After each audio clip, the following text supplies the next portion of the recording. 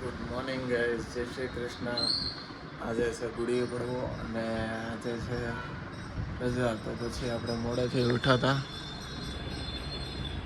બટેકાની chips માટેની તૈયારીઓ ચાલુ છે. હા, પણ ઈ જ બટેકાની વેફર એમ. બટેકાની વેફર ને બીજું બટેકાનું છીણ કે ખાલી બટેકાની વેફર બનાવીશ. ખાલી 10 રૂપિયા કિલો. આમ જો 10 રૂપિયા કિલો ખાલી બટેકા. અત્યારે સુરતમાં વેફરનો સિમ્પલ પીસ કાઢ્યા છે થોડા. અને આ સ્પેશિયલ આજે જ પ્રોગ્રામ કર્યો કેમ કે આજે મારી રજા છે એટલે મારો ફાયદો ઉઠાવે છે મમ્મી. હે મારે પડવાની છે. આપણે ફ્રેશ થઈ ગયા છે, બટેકા સુધારાઈ ગયા છે, નાસ્તો કરી લઈ. આ બધા બટેકાની વેફર મારે જ પડવાની છે. આવું છે તે ગુજરાતમાં. અત્યારે સુરતમાં બધી જગ્યાએ બટેકાની વેફર બનાવવાનું કામ ચાલુ.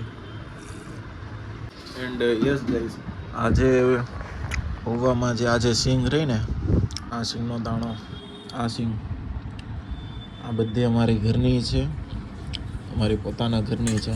અમે પોતે વાવીએ, મીન્સ કે મારા કાકા છે એ વાવે છે, બટ આ અમારા ઘરની છે.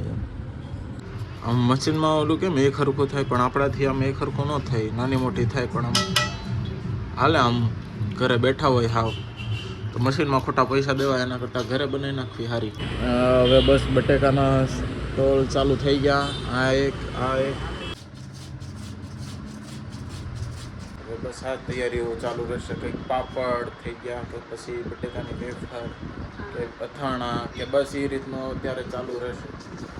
અથાણો છે, પછી મુરબ્બો અત્યારે જ હોય ને, મુરબ્બો બધું અત્યારે ચાલુ થઈ જશે ધીરે ધીરે. અને આપણે પછી હેલ્પ કરવી જોઈએ બીજું. હા, તમારે બટેકાની વેફરને બનાવવી હોય તો વાંધો નહીં, હું છે ને થોડીક નાની નાની ક્લિપ નાખી દઈશ. 5 કિલો જેવા કંઈક બટેકા છે. 10 રૂપિયાના બટેકા એટલે કે સમજો ને 50 રૂપિયાના બટેકા. અને તમે ક્વોન્ટિટી જુઓ, 50 રૂપિયામાં આટલી બધી બટેકાની વેફર બની જાય એમ છે.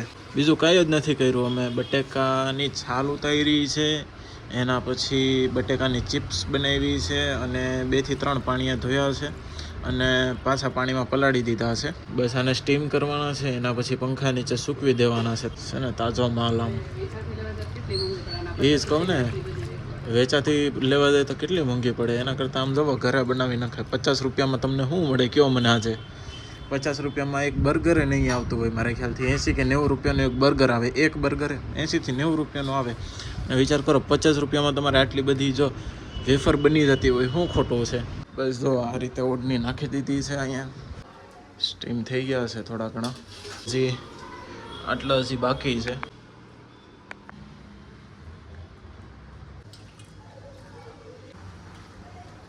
પાણી ઉકળી જાય એટલે નાખી દેવાની.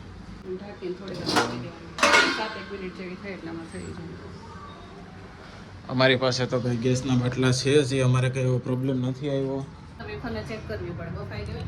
હા, એટલે બફાઈ ગયું તો લઈ લેવાની, આવી રીતે મૂકી દેવાની સુકાવા માટે. ડ્રાઈંગ બેડ ઘરે જ તે, તડકામાં નહીં મૂકવાની, છેડામાં જ તે સુકવવા માટે મૂકી દેવાની. જોયું ને, સાંભળો છો ને, આવી રીતે કરવાનું, સમજાયું તમને? અને જ્યારે હું વિડીયો ચાલુ કરું ને એટલે આમ તો બોલવાનું ચાલુ થઈ જાય. આવું છે તે. આમ શરમ બહુ લાગે આમ બોલવાની, સમજાણું? શરમ બહુ લાગે આમ બોલવાની. પછી આમ એકવાર વિડીયો ચાલુ કરું ને એટલે પછી આમ જોવા બોલવાનું ચાલુ થઈ જ જાય મમ્મીનું. એટલે પણ હું કહેતો જ તો એમ કે આવી રીતે કરવાનું, આવી રીતે કરવાનું. તમારી મમ્મી એમ કે આમ કરવાનું, 5 મિનિટ રાખવાનું, 7 મિનિટ રાખવાનું, પછી ચેક કરવાની વેફર. આવું છે તે. હું જે આ વિડીયો લઉં છું ને, મારા મમ્મી બહુ મને ધક્યો કે વિડીયો નહીં લેવાનો, આમ નહીં લેવાનું, તેમ નહીં લેવાનું, સરખું બધું રાખવાનું. નોર્મલી જ છે આ બધું, એ ઘરમાં થતું હોય નોર્મલી છે, એમાં કંઈ બીજું કંઈ ખોટું છે નહીં. આપણું નોર્મલી જે કામકાજ આવતું હોય એ બધા તમને બતાવીએ છીએ. સુકાઈ જાય એટલે પછી સ્ટોર કરી દેવાનું. હવે ને સાંભળ્યું ચાલુ થઈ ગયું ને સિસ્ટમ. સિસ્ટમ હું ક્યાં તને ખબર પડે છે? 1-2 કલાક તડકા મૂકવી પડે આને અને પછી સ્ટોર કરાય. તો મારા મમ્મી જેમ કે એમ કરજો, બરાબર? બધાને આવડે છે વેફર તો. આ તો આમ ગુજરાતી બધાને વેફર આવડે છે. હા તો આમ નવા નિહાળ્યા હોય ને મારા જેવા, મશીનમાં હોય ને તો એક હરખી કટિંગ થાય. આમાં જો આમાંય ભૂકો છે. પણ હજી એક લઈને તો આમ કેમ લઈ છે? એક બેડ રેડી છે, બસ બીજાની તૈયારી છે.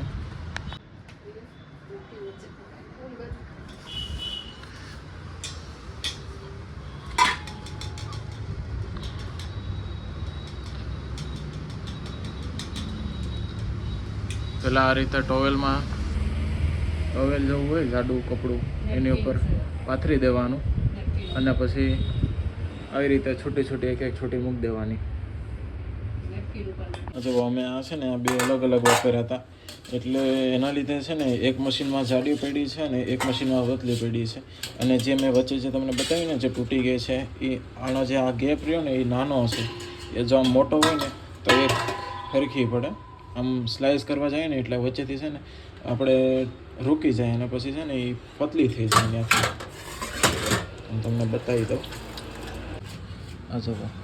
આજુબાજુથી જાડી છે, વચ્ચેથી પતલી છે. એટલે જો તમે બનાવતા હોય ને તો એક જ મશીનનો ઉપયોગ કરો, અને પોસિબલ હોય ને તો આ રીતની કંઈક મોટી બ્લેડ હોય ને જેમાં આખું બટેકું ઇઝીલી સ્લાઇસ થઈ જાય સ્લાઇસર મશીનમાં, તો મોટી સ્લાઇસર મશીનવાળું મોટી બ્લેડવાળું સ્લાઇસર મશીન હોય ને તો એ તમે વાપરો. અને યસ, જ્યારે બોઇલ કરતા હોય ત્યારે મીઠું નાખવાનું ભૂલતા નહીં. મને ખબર છે ત્યાં સુધી ગુજરાતી મમ્મીઓ હોય એને તો આપણે કંઈ કહેવું ન પડે, એમને બધું બહુ ઘણા વર્ષોથી બનાવતા જ હોય. અને પોસિબલ હોય તો ત્યાં સુધી સારા બટેકા હોય ને એ જ વાપરજો, કેમ કે મારા મમ્મી કહેતા હતા કે માર્કેટમાં 5 રૂપિયાના બટેકાએ મળે છે, પણ 5 રૂપિયાના બટેકામાં તમે વેફર પાડો ત્યાં સુધી કંઈ વાંધો નહીં આવે. પછી તમે તળવા જાઓ ને એટલે પછી લાલ થઈ જાય. વિશ્વાસ એવી જગ્યા હોય ત્યાંથી જ બટેકા ખરીદો, ભલે 5 રૂપિયા કે 10 રૂપિયા મોંઘા પડે. તો યસ, બધું કમ્પ્લીટ ડન થઈ ગયું છે. આ છે 5 કિલોની વેફર જે સ્ટોર કરી દઈએ છીએ અમે આખા વર્ષ માટે. વાવાઝોડાના લીધે આમ જો આ કેટલું નુકસાની થઈ ગઈ અમારે. આમ જો ગાઈસ, વાવાઝોડાના લીધે છે ને વેફર ઉપર છે ને આમ ધૂળ પડી ગઈ હતી.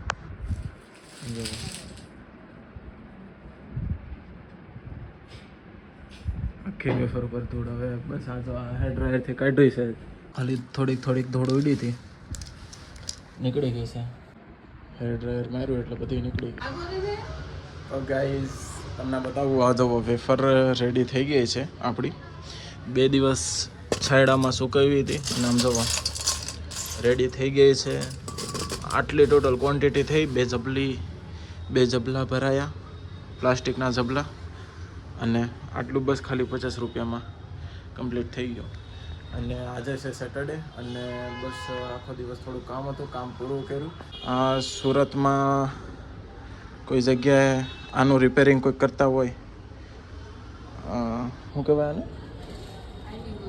આઈનિંગ મશીન, લેડીઝનું છે આઈનિંગ મશીન, આઇકોનિકનું છે કંપનીનું. જો કોઈ સારું એવું રિપેરિંગ કરતા હોય તો કહેજો. અત્યારે જાઉં છું એક જગ્યાએ બતાવવા. એક જગ્યાએ બતાવ્યું તો એ ભાઈએ ના પાડી, વધારે ખર્ચો છે. અત્યારે જાઉં છું બોમ્બે માર્કેટ, સુરત બોમ્બે માર્કેટ.